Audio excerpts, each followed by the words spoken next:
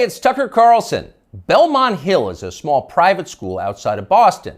It's not famous for its athletics. The school's mascot isn't even an animal. It's an 18th century navigational tool, the Belmont Hill Sextants. Doesn't even make sense. So when it comes to sports, Belmont Hill is not trying very hard. But the school's athletic program can claim at least one important footnote to history. In 1975, its football roster contained two names that you will recognize even now, Mark Milley and Richard Levine.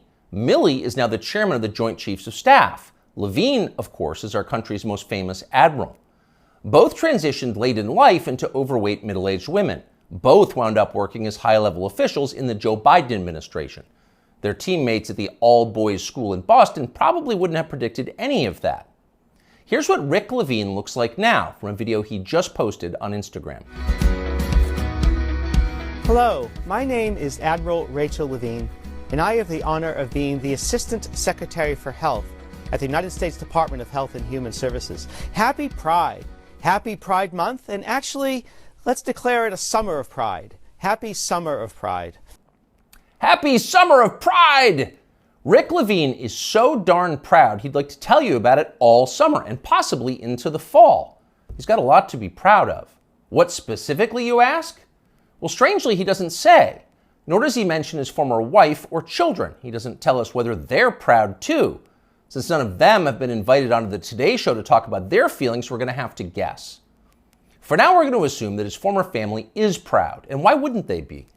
Few Americans in our history has come as far as Rick Levine. Here's a fat guy in a Halloween costume who somehow became a federal health minister. Not a small thing, you try that.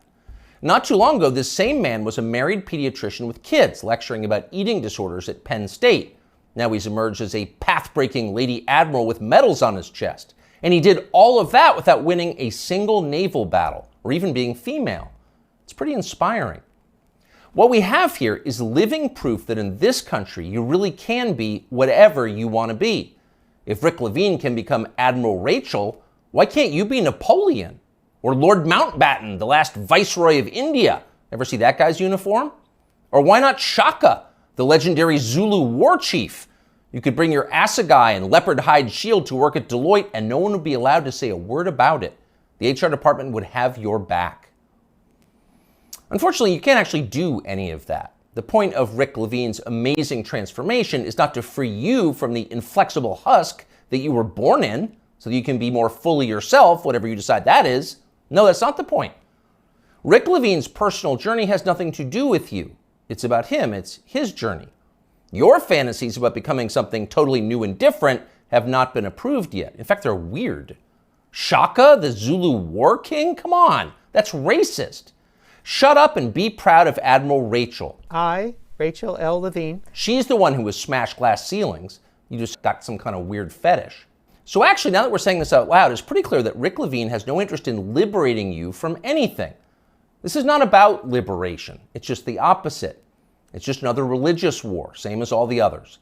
The people who think they're God versus everybody else. In primitive civilizations, which would include every civilization since the beginning of time until ours, people assumed there were rules that no human being made, but that people could ignore only at their peril, at great risk. Some called these rules nature, or natural law, or even, as societies advanced, theology. But most of the time, people didn't call them anything. They didn't have to. There wasn't a debate about whether the rules were real. People assumed there were consequences to pretending that you were God. They thought Sodom and Gomorrah were real places. They were destroyed for disobedience. They imagined the same thing could happen to them. Not anymore.